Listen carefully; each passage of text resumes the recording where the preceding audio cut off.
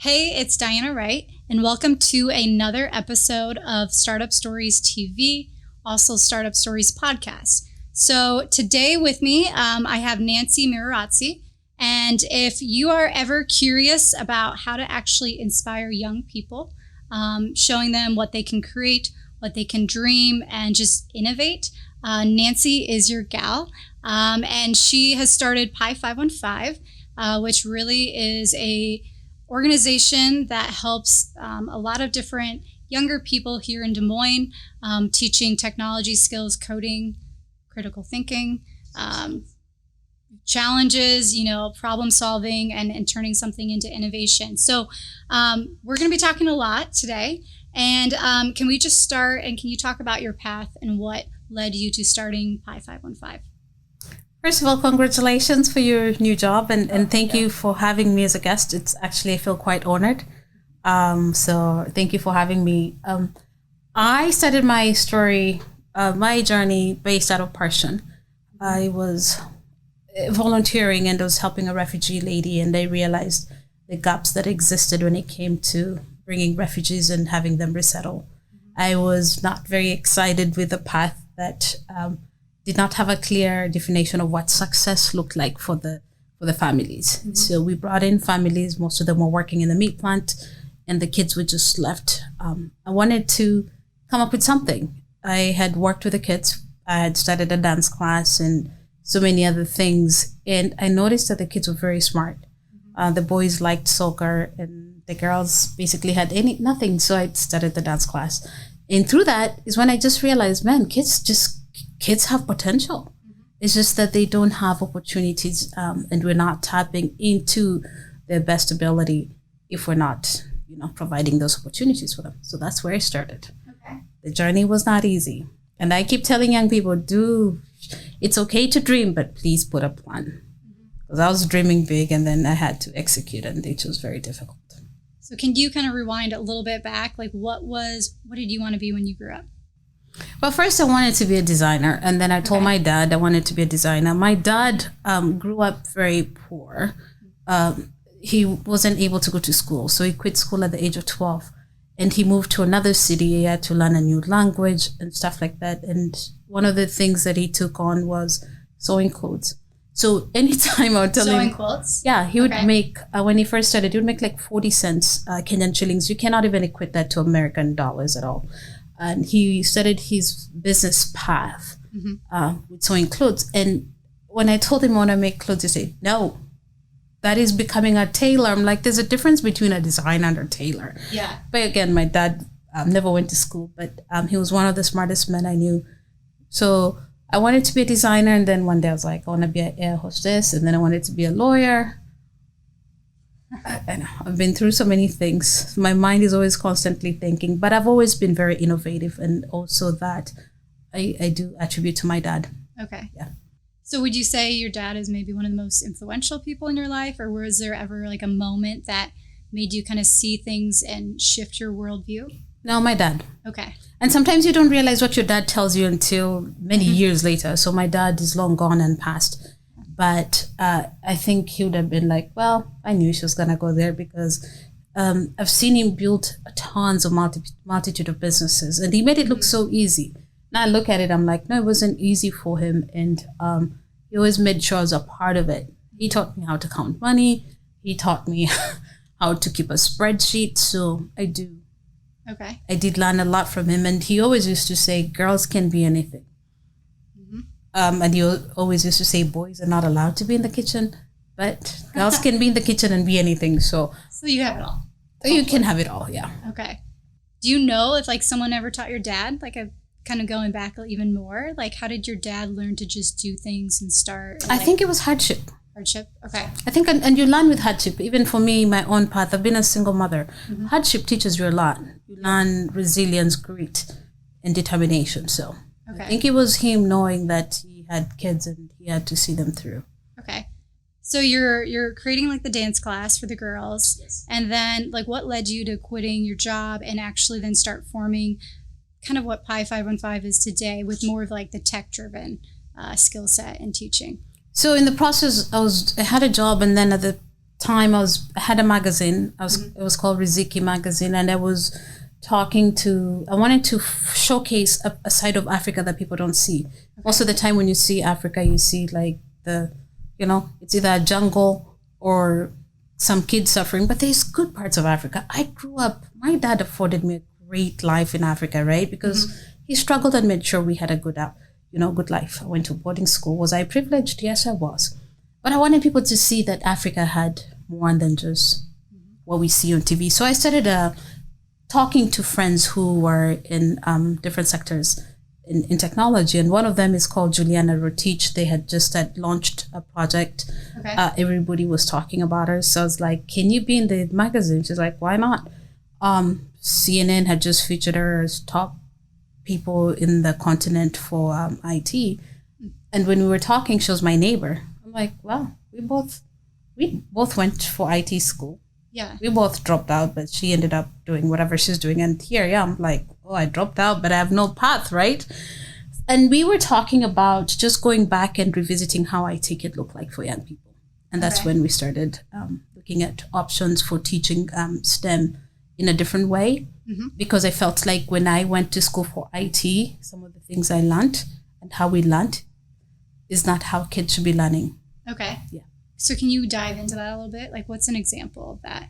Sure. So for me, what was very frustrating was that you'd be in a class and sometimes you're the youngest, especially the only girl, and you're like trying to navigate and thinking, this is many years ago when C++ was the it thing and people were doing COBOL and Pascal. And you would think like, wow, am I just going to sit in a cubicle and do like data entry? That's what I felt. But I wanted kids to know that technology had advanced. It had become more about innovation and entrepreneurship. Yep. You could start your own startup. You could have a small, tiny desk somewhere or no desk at all, but still create. I wanted to give kids an opportunity to do more of a project-based learning, more so than just being told, read this and do an exam. I wanted them to build something, because once you build something, you'll always remember and you can continue building onto that. Okay. So I wanted to create a learning environment that was dope. Yeah. And basically kind of like what people now call experiential learning, where you learn by doing. You learn by doing, and please also just making sure you earn some money. Yeah. Because like we just did a girls entrepreneurship summit. So for me, I wanted the girls to earn some money. Yeah. Because we give it to other people, adults, but kids have the best minds. They're so uncorrupted. I think we adults just go and corrupt their minds, right? Kids have curiosity. Yep. They're very ambitious. They are very adaptive to change. The people who've adapted to technology is not us adults. In fact, we're telling kids don't adopt. Yeah. It's young people. And I'm just like, well, we might as well just give these girls money to build whatever. In fact, this week we had a Iowa State student who was part of a girls entrepreneurship study class who just launched a business, and she sold out. That's awesome. Isn't that incredible? Yeah. Yeah. And when I was giving them money, they're like, we don't need money. I'm like, no, you deserve the money because you earned it. You did it. Yep, you did it. Yep. That's important. So what do you think, like I know prior to my role here, I was working with young minds, future leaders. Yes. So what do you think is like the secret to kind of helping them develop and almost crack the code to their success? Because that's really what you are doing, it feels like, with Pi 515. Yeah, because every kid has a story. You listen to them. Don't tell them what to do. Listen. And once you listen, you know where the path is going and you support them as they go through that path. Yep. There is going to be challenges. Don't give them 100% structure. It's okay that they go through this thing so that they can learn what stability can look like in the future. So nobody said the road has to be straight. Yep. And they learn when the road is messy because they hit bumps. And if they can hit bumps and know that you're there for them, you'd rather have them do it sooner than later, much in life. So for me, I do listen to kids. I've been fortunate to work with some of the girls that you know, and I'm very proud of where they are. I got to hire one, and then one is actually doing some classes on my behalf, and she's the one who's working at Facebook right now. Okay. So we're very fortunate to meet those young people and just stand with them, because even when they do, when they go to college, I still check up on my kids. When they get their first jobs, they will call me. I'm actually the one who celebrates the most with them because I know where they're coming from and where they're going. They're going to make the best. Yeah. Do you notice like a shift when you're working with them, like similar to like what they aspired to be when they first started working with you, and now like how that's changed? Like, are there any good examples that you could share, or like a story of someone where they came in and they saw the world this way, but then they're like, whoa, opened up to a whole nother world? So surprisingly, I don't tell, when they tell me what they want to be, I just keep quiet. Sometimes I don't tell them. Yeah. I just hint. And usually some of the kids actually go doing what I think they can be. Mm-hmm. But there's some also, we know where they stand. So I have a girl who wanted to be a cop. Okay. She's been in my class, she just graduated. She's still going to be a cop. And I'm okay with that. Yeah.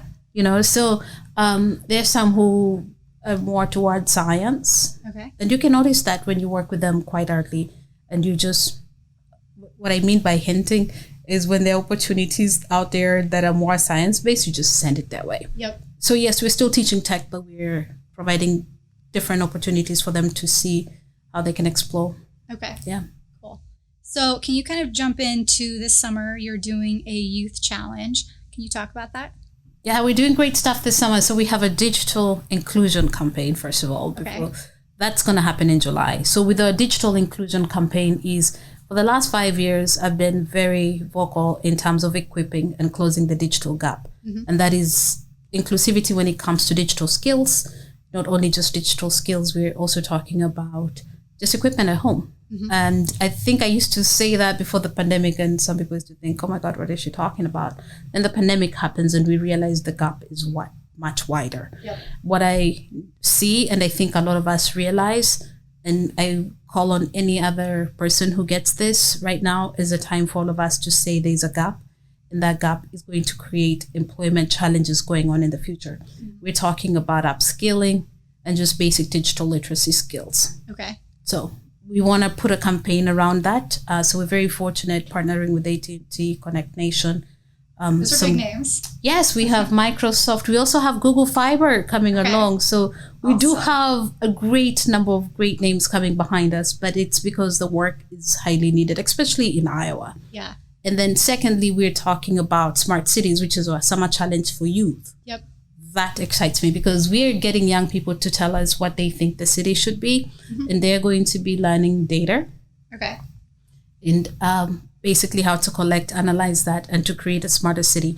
I think a lot of adults don't even understand what a smart city is. Mm-hmm. So what we want to do for these kids to give them a good experience is to bring in speakers around the globe that can teach them what is happening, not just in Iowa. Okay. So our first speaker is actually somebody from Singapore. And if you know about Singapore has to be the best place right now that is leading in smart cities. Okay. We have a friend, Chris, is one of the co-founders of MapQuest. He's going to be talking to the young people. Wow. And yes, and of course, a very good friend, Papa John, is going to be on video. He's pledging some money towards the students. Okay. And I think you have some news for us, don't you? Yeah, Maybe I think not. The news today, $35,000 from Startup City, which represents a number of different partners. IDA, the City of Des Moines, Polk County, and partnership as well. I could be missing one, but if I'm missing one, we'll add that in later. Yeah, that's dope. So that's exciting. Yeah, we cannot build a future without the support, so we're thankful. So why just youth? Can you talk about having a challenge and creating it, and why is it important to kind of just focus primarily on youth and creating a challenge for them?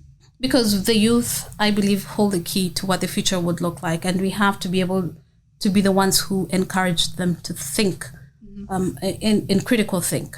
Because what we lack a lot right now is, especially with young people, is the diversity of thought and critical thinking. So this allows them to imagine a space and to actually create something and to be able to earn some money for creating this space. I think that really expands their mind. Okay. A lot of kids are very good at consuming technology, but not very good at producing. So this actually encourages them to get just ahead of the game a little bit and telling them that you could be using your phone for good. Yep. And also, we have to be realistic. Jobs are switching. Anybody who is not concerned about it should be concerned about it. Jobs are switching. We're talking about automation. Okay. Right now, when Uber comes and they're coming to your house, is it Uber Eats or just an Uber picking you up they're collecting so much data. What are they going to do with that data? Yep. So those are some of the things we want kids to understand, that we want them to learn to collect data, but use it for good, emphasize on empathy, Yep. and realizing that the future is going to need kids who know how to work those things. Yep. So machine learning, automation, and data and AI is big. So how would you define a smart city, and where do you think Des Moines fits on, you mentioned Singapore, which is like, kind of the star avatar of smart cities, but define that and then how that relates to the challenge. So personally, I'll talk about Nancy and what Nancy thinks what smart cities should be. If I was in the challenge, I'd be looking at parking meters. It really drives me a little insane that we still need to use quarters to do parking meters. That's how I get all my parking tickets. Yeah, me too sometimes. Yeah, because you don't have coins, right? Yep. And if to be honest, actually even the partnership, it's a challenge to the partnership. Maybe the partnership and City of Des Moines will sit together and do like data, hire somebody who can just analyze data for the city. It's very concerning if the city is dead after 5 p.m. Mm-hmm. I think a city should be vibrant before 5 and after 5. Yep. So when you're looking at parking scenarios in Des Moines, and I'm like, wow, we need to. That just tells you we need to rethink how the city needs to be collecting money. Yep. And not even just collecting money. What else they need to build. Yeah. So personally, I would be like, stop building more garages. Do better with parking, and start seeing how you bring in more people. And you don't bring in more people if you're limiting when they can be downtown. Yep. Yeah, but that's just point. Nancy. So I want kids to come up with their own ideas of how smart cities could look like. Especially with COVID. COVID has has shown us so many challenges that actually exist out there. Yep. So there's so much data that needs to be collected, and seeing what else we can do to make the city more efficient. Okay. So part of that, is it like a week-long thing where you first like bring in all these awesome experts, and then is that kind of inspiring them to learn about this is a smart city space, and now help define like what the problem, and almost starting to create a qualified solution or concept? So we're doing it more like this. So it's going to be a month long. Oh, it's a month.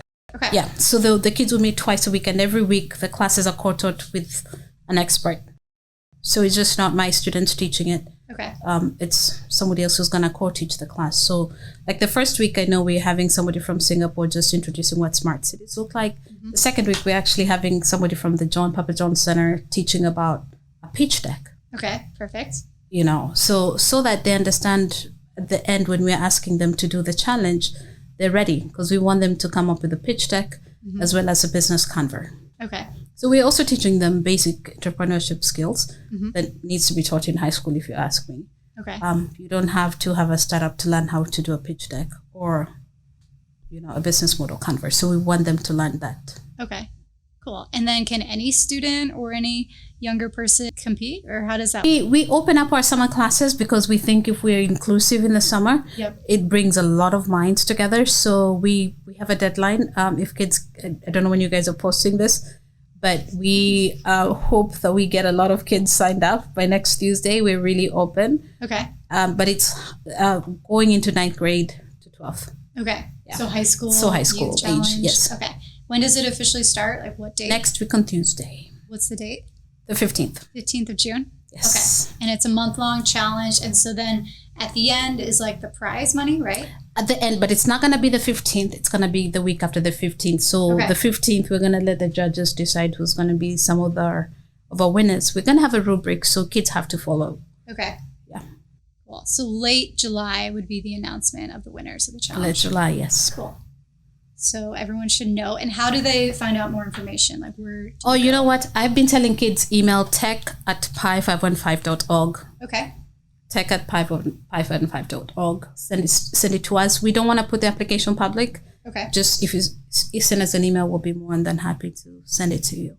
Okay. We're trying to just make sure we have at least maximum of between 40 and 50, because that would be more manageable for us. Okay. Yeah. And like if anyone's listening that is like an organization or they're part of a company, how can they be part of the journey too? Oh, we are building a movement. They should be part of a movement, because we have to be unapologetic in terms of grooming talent. I think every company is talking about workforce, right? Yep, exactly. Yeah. we are grooming kids, and we're very proud of where our kids are. We have seen most of our kids go to college and out of college. My concern is, and maybe it's a challenge for the state, that what we are seeing with our kids is that they're not getting job offers in the state of Iowa. Okay. They're getting job offers outside the state. Why do you think that is? I really don't know. I have a girl who applied over 1,000 jobs, did not get a job offer here. She ended up getting one day a job offer from Tesla. Okay. So is the best, like, quickest way right now to kind of go around that is just reach out to you, or like absolutely reach out to us. Let us know. We really are asking for internships as well. Okay. So that we can make sure that our kids in college are able to get internships. Mm-hmm. Yeah. Okay. And I mean, I know companies are having to be really competitive right now. So is there anything too that you're noticing with the younger people you're working with that like stands out to them as to why they would join this company or do this line of work? I think companies have to assess how they're hiring. Okay. Especially for us and I represent a lot of young people who are people of color, and especially women. Yep. I think HR needs to realize that they have to open their eyes and just let every kid in. I don't know, but I do want to assume that I don't want to assume that bias plays a role, but I am seeing a lot of our young people not getting jobs out here, and they're getting very good jobs out of college. They're going to Minnesota, North Carolina. We have kids going now to the Bay Area, but they could be here doing the job here. Okay, so you have to be intentional. Intentional, yeah. Yeah. So I guess kind of shifting gears, what's kind of coming up after these different challenges? Like, what's exciting to you, whether it comes to I-515, if you're starting your own thing, a different thing? Can you kind of talk about any other exciting future projects you might Are you be reading my mind? Perhaps. Right now I'm in a training program. I'm very thankful I have some great mentors, and I'm very thankful for them. They've been sticking by me. Okay. Like David Hensley every Friday in the morning. I have to talk with him. I do appreciate the support of Papa John. When I met him, I told him I was very curious about still tackling building the tech pipeline and what we do, and the gaps that I've seen that I've been doing this for 7 years. Seen the gaps that actually exist. One of them is curriculum. Okay. Secondly is just how do we access kids' skills? So I am building a learning platform. So I should have a MVP here out pretty soon. Okay. I am looking forward to it. It's just going to be a small trial to just see where and how we continue to build. But my hope is we're able to build a space where kids can come, not only just learn, but learn the other skills that are needed, the soft skills. And we're doing some classes with some of our students, just how do you do a strategic plan in high school so that you can really identify what you want to do when you... That'd be pretty powerful. That'd be very powerful. And the skills assessment. So time you're going to college, you're asking yourself questions. We also have been doing a lot of research. And what is very concerning to me, especially as a Black woman, is that talking to a lot of young kids of color, asking them, are you ready? Do you have even job offers after college? Only 2% of those kids were saying, this is Iowa college students, that they've been reached out to. Okay. So that is, as somebody, I'm very concerned. So I want to build a space where kids can come and build something behind their name so that companies can say, we didn't know where those kids existed. So I can't really talk much about what we're trying to build, but I am building something, that's for sure. It's not going to be under the nonprofit, I should say that. Okay. Yeah. That's good to know. That's awesome. So I guess kind of going bigger picture here in the community, specifically looking at technology in the entrepreneurship startup community, what do you think is missing, or what would be like on your wish list? Like, you have talked a lot about the talent pipeline and being more intentional and even how we develop the young minds and future leaders. But is there anything else that is on your wish list to see? This is your mic. I really wish that it wasn't as difficult to start a startup in Iowa. Okay. I have had to get my best learning outside the state. And I'm very thankful that I have I like researching stuff. So, Yeah. like some of my learning, I learned so many great things from Atlanta. There's the tech village in Atlanta that I even learned how to pitch out there.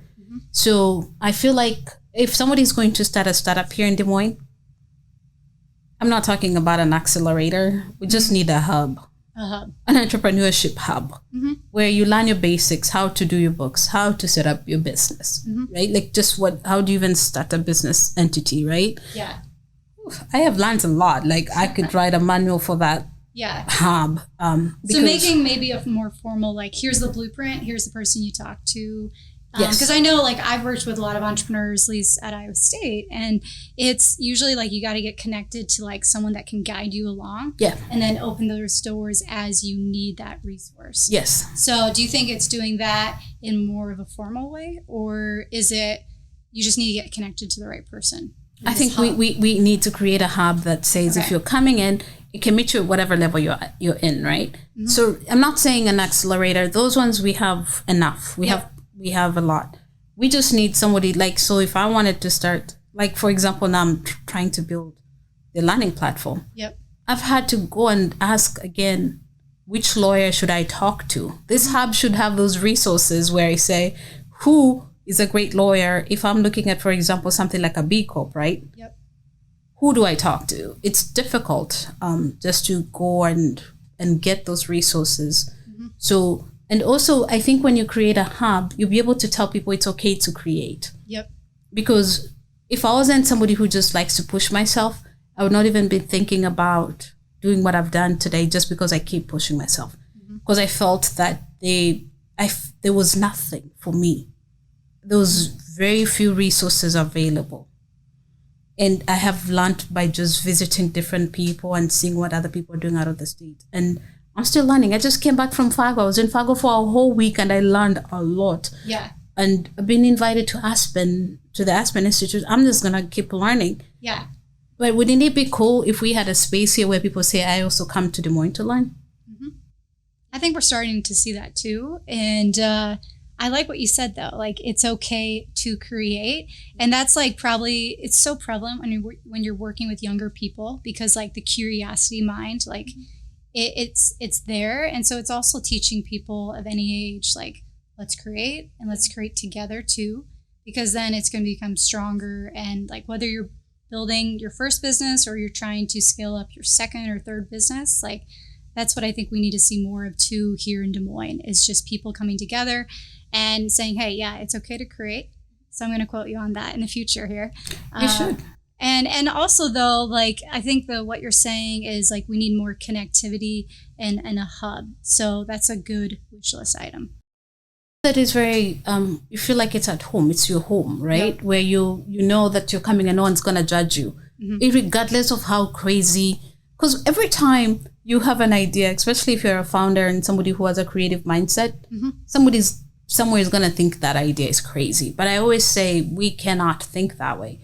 So we need to create a hub where those people have a place, a safe place to think those crazy things. Because if those crazy things would not happen, we would not have a Jeff Bezos, the guy who's going to the moon or whatever, the space, right?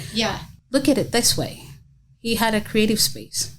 Could it be his garage or whatever? So how do we create creative spaces for other people to create? And a confidence too, like working with Absolutely. I was going to say working with younger people, like sometimes what you're just doing is building that confidence so that they know they have that space and a safety net to just create all day. And sometimes it's holding it for them and telling them it's okay. You bounce back, we're still going to hold you. We're not going to judge you. And if you're able to learn that sooner, then you're able to take more risks and to take more ambitious goals. Okay. So to end things here, what would you say to young leaders and aspiring entrepreneurs listening? And maybe something that you learned the hard way, or maybe it was the easy way that you wish you would have known as you were creating and starting out. It's okay to dream. Dream as big and wild as you want to. And let me tell you, if nobody's created it, create it. If it's been created, make it better. Useful. Secondly, I would say rejections will happen every single day. Do not sell your soul because you got a rejection. Just stick to what is real and what keeps you up. I think when I wake up in the morning, I dream or everything I do is more in probabilities. So when I have a challenge, I figure out how I'm going to solve it. Mm-hmm. So nothing for me is absolute. So I always stay curious. Yep. If you work with me, trust me, what happens in the morning is not probably what's going to happen in the evening, because I let my mind dream. So I tell young people, dream. Mm-hmm. Don't be boring. Keep dreaming. Not that people are boring if they don't dream, but I'm just saying, keep dreaming. And so how can people help you specifically in what you're doing, whether it's Pi 515 or your next thing as well? Well, first of all, just share what we're doing. Yep. Join some of the many campaigns we have. We are very active on social media. Just follow me on LinkedIn, Twitter. We are also on Facebook. Just share and continue telling people what we're trying to do, and join us, because 5 years from today, we'll celebrate what we have done together today. Mm-hmm. We cannot wait for the next thing. We already dealt with COVID. We're still dealing with COVID. Yep. But this workforce challenge is going to be here forever. Mm-hmm. And it's something that we should all be concerned, because unfortunately, even some of the things the kids are learning in schools are not going to address the shortages at work. Mm-hmm. So it's a matter of urgency. I think we are the only few programs in the state that's actually creating a pipeline. Yep. And we can show you over 100 kids where they've come and gone. So we're very proud of the work that we do. And so that's Pi, P-I, 515.org. There you go. Okay, awesome. Well, Nancy, thank you for being with us today. And you're like one of the best guests. So I really appreciate the time. Thank you. I'm proud of you. I appreciate it. But yeah, thank you guys. And tune in next time.